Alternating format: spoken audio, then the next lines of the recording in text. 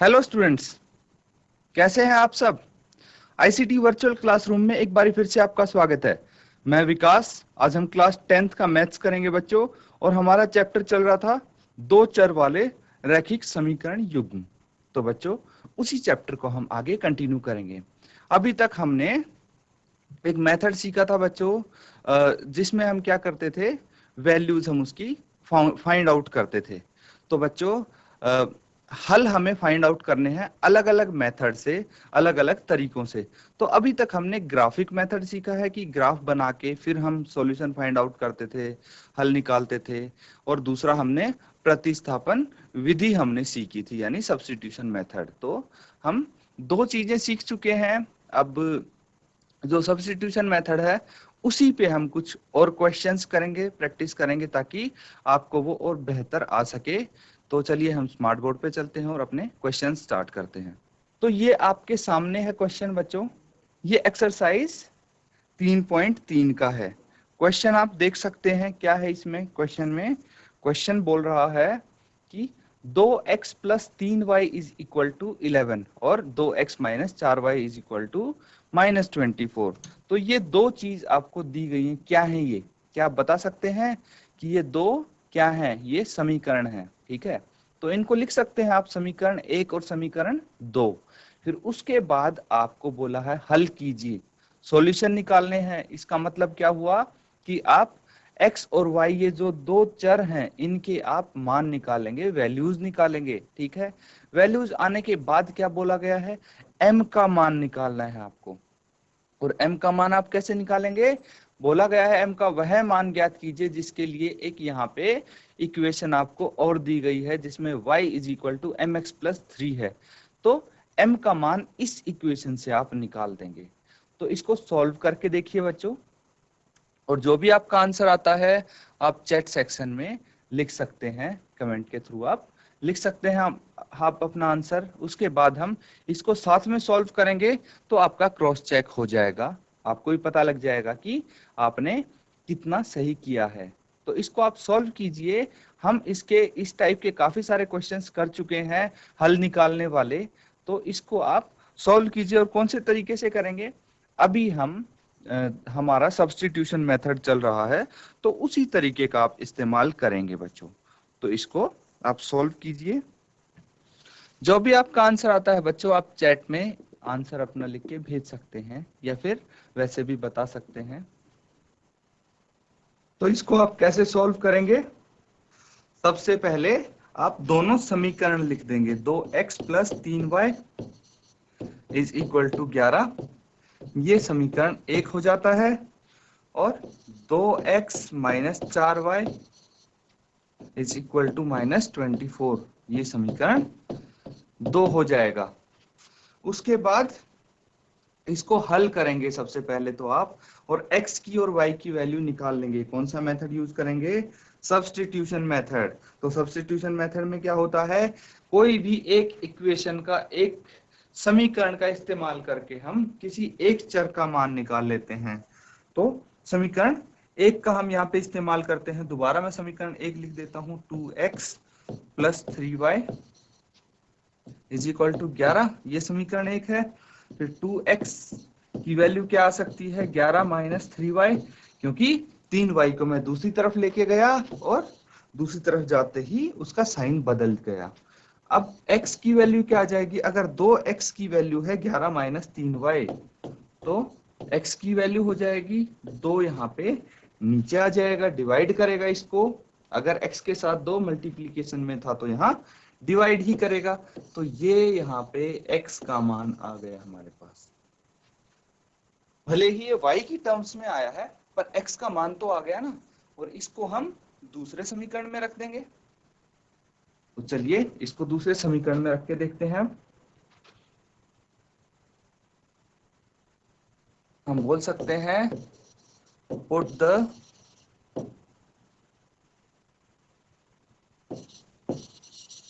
Value of x in equation 2, या फिर हिंदी में आप कैसे लिखेंगे? समीकरण 2 में x का मान रखने पर, ठीक है। क्या लिखेंगे आप?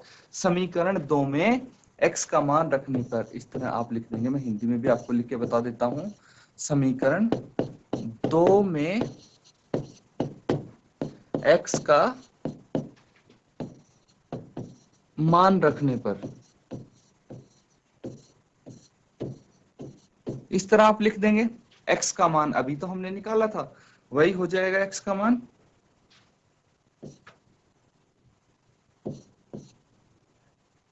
तो पहले तो हम देखते हैं समीकरण 2 यहाँ पे क्या है। समीकरण 2 जो है 2x minus 4y is equal to -24, यही है समीकरण 2। इसमें हमें x का मान रखना है और x का मान कितना आया था, 11 माइनस 3y बटे 2 minus 4y is equal to -24। तो x की जगह हमने इसकी जो वैल्यू हमने निकाली थी वो यहाँ पे रख दी है। अब क्या करना है, अब इसको फर्दर हम सॉल्व करेंगे।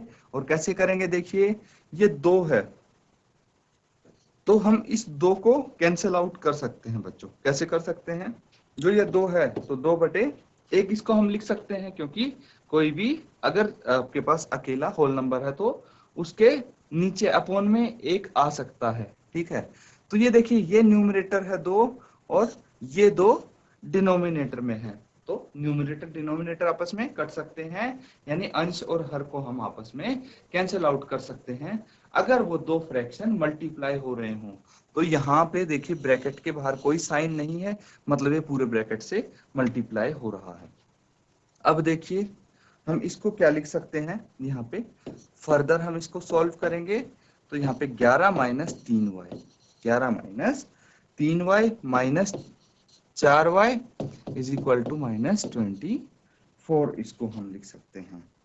फर्दर इसको हम सॉल्व करेंगे तो क्या आ जाएगा, देखिए -3y और -4y इसको पहले सॉल्व करेंगे हम, और यहाँ पे क्या लिख सकते हैं हम, माइनस माइनस क्या, दोनों को हम ऐड करेंगे, जोड़ देंगे, और जोड़ के कितना आ जाएगा, 3 + 4 7, तो 7y इसको हम लिख देंगे। लेकिन साइन कौन सा आएगा, माइनस का, क्योंकि 4 बड़ा है और उसके सामने माइनस का साइन है, -24 -7y इज इक्वल टू -24 और -11 यहाँ पे आ जाएगा, क्योंकि 11 दूसरी तरफ जाएगा तो माइनस का हो जाएगा।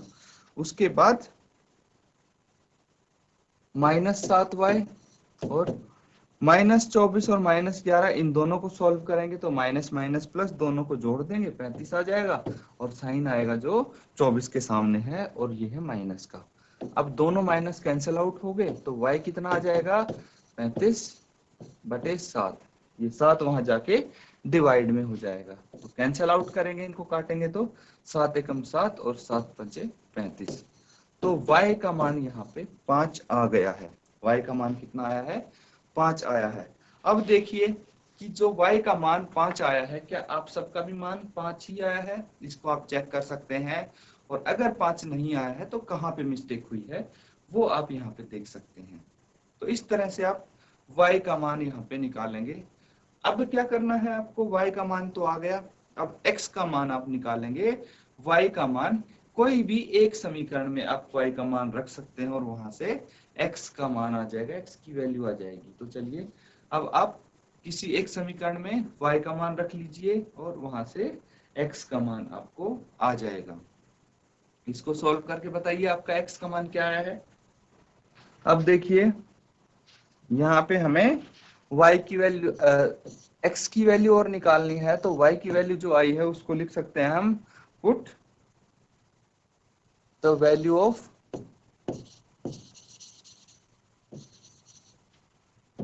y in equation 1। किसी भी इक्वेशन में आप इसकी वैल्यू रख सकते हैं। तो क्या है हमारे पास समीकरण 1, क्या है, 2x + 3y is equal to 11। बच्चों ये जो लिखा है put the value of y in equation 1, Hindi में इसको जैसे अभी थोड़ी देर पहले लिखा था हमने कि समीकरण 1 में y का मान रखने पर, इस तरह आप हिंदी में भी इसको लिख सकते हैं। अब आगे इसको सॉल्व करेंगे तो 2x प्लस 3 और y की जगह हम यहाँ पे 5 रख देंगे क्योंकि y का मान तो 5 ही आया है। आगे देखिए 2x plus 5 into 3 15 is equal to 11 और फिर इसको आगे हम सॉल्व करेंगे तो 2x और 15 को हम दूसरी तरफ लेके जाएंगे तो ये -15 हो जाएगा और फिर 2x इज इक्वल टू 4 आया है क्योंकि 15 में से 11 अगर माइनस करेंगे तो 4 आएगा और साइन कौन सा आएगा जो बड़े नंबर के सामने है। ये चीज बच्चों आपको पता होनी चाहिए, इंटीजर्स को कैसे आप ऐड सब्ट्रैक्ट करते हैं क्योंकि छोटी क्लास में आप सीख चुके हैं। फिर x की वैल्यू आप निकालेंगे तो 4/2 और ये 2 दूनी 4 कैंसिल आउट हो जाएगा। माइनस का साइन मत भूलिएगा क्योंकि माइनस का साइन भी यहाँ पे लगा हुआ था। तो ये आ गया, क्या आ गया, x और y पहले ही आ चुका था। अब आप लिख सकते हैं कि हल क्या है।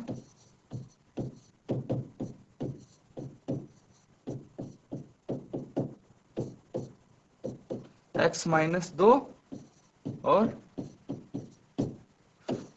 y इज इक्वल टू 5 आया है। तो क्या हमारा एक क्वेश्चन यहाँ पे खत्म हो गया? नहीं, अभी एक चीज और बची है। तो यहाँ पे क्वेश्चन में देखिए अब क्या बोला गया है, इन दोनों को हल कीजिए। ये तो हमने कर लिया और हल हमने निकाल लिए। क्यों? क्योंकि x की और y की वैल्यू आ गई, मतलब हल आ गया हमारे पास। अब बोला गया है m का वह मान ज्ञात कीजिए जिसके लिए y is equal to mx plus 3 है। तो यहाँ पे हमें m की वैल्यू बतानी है। तो m की वैल्यू, m का मान बताने के लिए बाकी सभी चीजों का मान हमें पता होना चाहिए। देखिए पता है x का मान हमें पता है, y का मान हमें पता है और x का मान भी हमें पता है। तो इन दोनों का मान हम रख देंगे इसमें। बाकी देखिए सबका मान हमारे पास है तो m की वैल्यू हम निकाल सकते हैं, m का मान हम निकाल सकते हैं। तो यहाँ पे करेंगे नाउ, जो इक्वेशन है वो लिखेंगे y is equal to mx plus 3, यही इक्वेशन है। उसके बाद y की वैल्यू कितनी है वो लिख देंगे 5 और x की वैल्यू जो यहाँ पे है -2 वो लिख देंगे प्लस 3। उसके बाद इसको आगे हम सॉल्व करेंगे तो क्या आ जाएगा 5 और जो 3 है इसको दूसरी तरफ लेके आएंगे तो -3 यहाँ पे आ जाएगा। उसके बाद -2 इंटू m क्या हो जाएगा, -2m लिख सकते हैं इसको। फिर उसके बाद -2m किसके बराबर आएगा, 5 - 3 कितना होता है, 2 होता है। तो m किसके बराबर आएगा, m आएगा 2/-2 के बराबर और 2 से ये 2 कैंसिल आउट हो जाएगा। m कितना आएगा, देखिए ये आया है आपका कुछ इस तरह 1/-1। तो इस माइनस को आप ऊपर भी लगा सकते हैं, ऐसे भी लिख सकते हैं -1/1 और इसको आप -1 भी लिख सकते हैं। तो अल्टीमेटली आपका आंसर क्या आया है, अल्टीमेटली आपका आंसर -1 ही आएगा इसको सॉल्व करके। तो इस तरह से हमारा क्वेश्चन यहाँ पे कंप्लीट होता है। एंड में हमें m की वैल्यू निकालनी थी जो कि -1 आई है। तो आप इसको नोट डाउन करें और आप चेक करें कि क्या आपने सही किया था ये क्वेश्चन। आगे देखिए अगला क्वेश्चन हम यहाँ पे सॉल्व करेंगे। तो इसमें क्या लिखा हुआ है कि जो भी आपके सामने निम्न समस्याओं में रैखिक समीकरण युग्म बनाइए और इनके हल प्रतिस्थापन विधि से आप कर सकते हैं। तो आपको क्या करना है, सब्स्टिट्यूशन मेथड से इनके सॉल्यूशन आप करेंगे। पहले आपको क्या करना है कि समीकरण बनाने हैं, रैखिक समीकरण युग्म आप खुद बनाएंगे। अभी तक क्या कर रहे थे कि रैखिक समीकरण युग्म आपको दिए हुए थे, उनको हल करना था और आपको आंसर बताना था, वैल्यूज बतानी थी x की और y की। अब आपके सामने समस्याएं दी गई हैं कुछ, उनको पढ़ेंगे आप, फिर उसके बाद आप खुद स्वयं अपने आप क्या बनाएंगे, रैखिक समीकरण युग्म बनाएंगे, मतलब 2 समीकरण आप बना देंगे। ठीक है। उसके बाद जब समीकरण आ जाएंगे तो आपके क्वेश्चन पहले के जैसे हो जाएंगे जो अभी तक करते आ रहे थे। बस एक चीज इसमें ऐड हुई है, ये थोड़ा ये मान लो कि एक लेवल ऊपर चला गया क्वेश्चन। तो इसमें आपको समीकरण युग्म भी खुद ही बनाने हैं, फिर उसके बाद जैसे आप पहले करते हैं वैसे ही सॉल्व करेंगे। तो कोशिश कर सकते हैं आप एक बार इसके समीकरण युग्म बनाने की। देखते हैं कि आप कितने लोग बना पाते हैं समीकरण युग्म इसका। देखिए यहाँ पे क्या इक्वेशन दी हुई है उसको आप ध्यान से देखेंगे कि क्या समस्या यहाँ पे दी गई है। यहाँ पे बोला गया है कि दो संख्याओं का अंतर 26 है और एक संख्या दूसरी संख्या की 3 गुनी है, उन्हें ज्ञात कीजिए। मतलब उन्हें का मतलब यहाँ पे क्या है, जो जिस चीज की हम बात कर रहे हैं, और बात किसकी कर रहे हैं, संख्याओं की बात कर रहे हैं। तो यहाँ पे यही बोला गया है कि संख्या ज्ञात कीजिए। तो संख्याएं आपको ज्ञात करनी है, दो संख्याएं हैं, ठीक है, उनका अंतर दिया है और ये बोला गया है कि एक संख्या दूसरी के 3 गुनी हो। तो जो चीज निकालनी है इस चीज में हमेशा आप ध्यान रखें, जो चीज हमें निकालनी है, क्या निकालनी है, यहाँ पे क्या ज्ञात करना है, उन्हें ज्ञात करना है, मतलब संख्याओं को ज्ञात करना है। तो संख्याएं निकालनी है तो संख्याओं को हम मानेंगे x और y। तो जो चीज हमें निकालनी होगी उसको हम x और y मान लेंगे, x और y मानेंगे। तो क्या इसमें लिख सकते हैं, हम लिख सकते हैं माना पहली संख्या, पहली संख्या को हम x मान लेते हैं और दूसरी संख्या को हम क्या मान लेते हैं,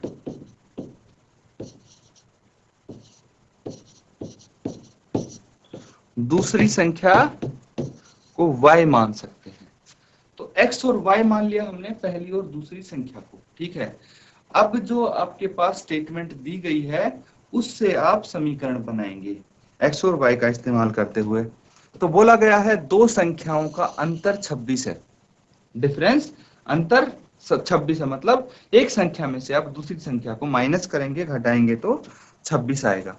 तो मैं यही करके देखता हूं। अब एक संख्या x है और दूसरी संख्या y है, तो इनको x में से अगर मैं y को घटाता हूं तो कितना आना चाहिए, 26 आना चाहिए, यही तो बोला जा रहा है ऊपर। तो ये हमने एक समीकरण यहाँ पे बना दिया है, x minus Y is equal to 26।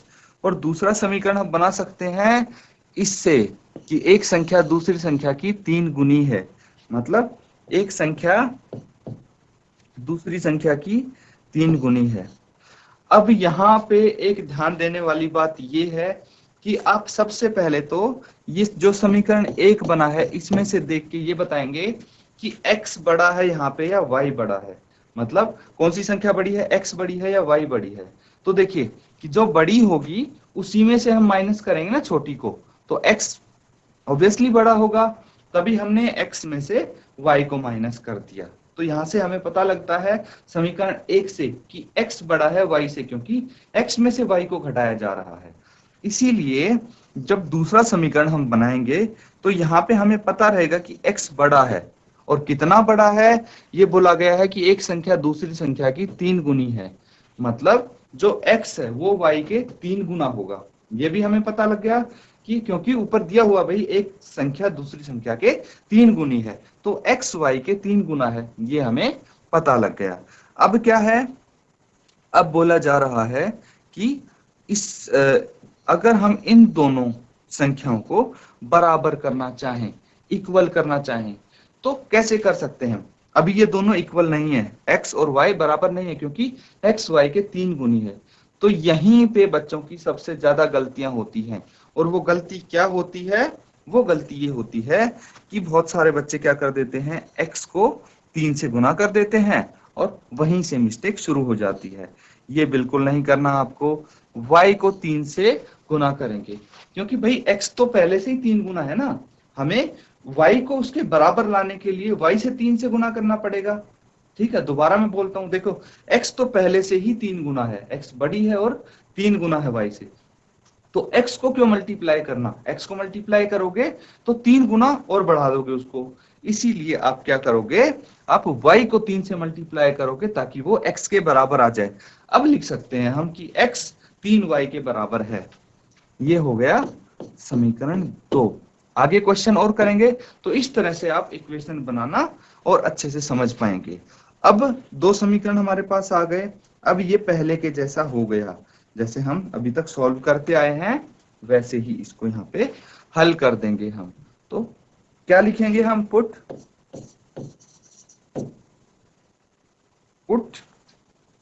The value of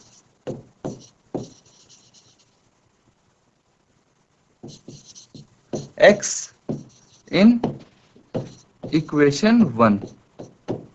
ऐसा क्यों लिखा मैंने कि x की वैल्यू समीकरण 1 में रखें, क्योंकि यहाँ पे देखिए जो समीकरण 2 है उसमें पहले से ही हमारे पास x की वैल्यू है, देख सकते हैं आप x is equal to 3y है। तो मैं x की वैल्यू समीकरण 1 में रख सकता हूँ। समीकरण 1 क्या है, x minus Y is equal to 26, यही है। अब इसकी जगह मैं क्या लिख सकता हूँ, x की जगह 3y लिख सकता हूँ, minus Y is equal to 26, और 3y में से y अगर माइनस हो जाएंगे तो 2y इज इक्वल टू 26, और y कितना आ जाएगा 26 बटे 2, और ये काटेंगे तो 13 आ जाएगा। तो y की वैल्यू हमारे पास 13 आ चुकी है, y की वैल्यू 13 यहाँ पे आ गई है। अब हमें क्या करना है, अब यहाँ पे put the value of y in equation 2। किसी भी समीकरण में आप y की वैल्यू रख सकते हैं। तो समीकरण 2 क्या है, x इज इक्वल टू, समीकरण 2 है 3y, x is equal to 3y है। तो x इज इक्वल टू 3 और y कितना है यहाँ पे 13 है, तो हमने y की वैल्यू रख दी, तो 13 गुना 3 39 हो गया। तो x की वैल्यू यहाँ पे 39 आ गई। ठीक है, अब बच्चों जो आप स्टेटमेंट है वो जरूर लिखेंगे, नहीं तो आपके मार्क्स यहाँ पे कट सकते हैं। ठीक है, हाफ मार्क्स मिलता है आपको जब आंसर आप प्रॉपर स्टेटमेंट के साथ लिखते हैं। क्या क्वेश्चन पूछा गया था कि संख्याएं ज्ञात कीजिए, तो आप लिख सकते हैं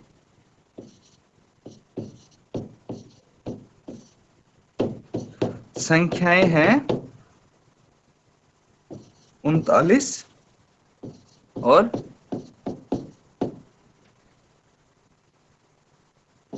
13, ये लिख सकते हैं।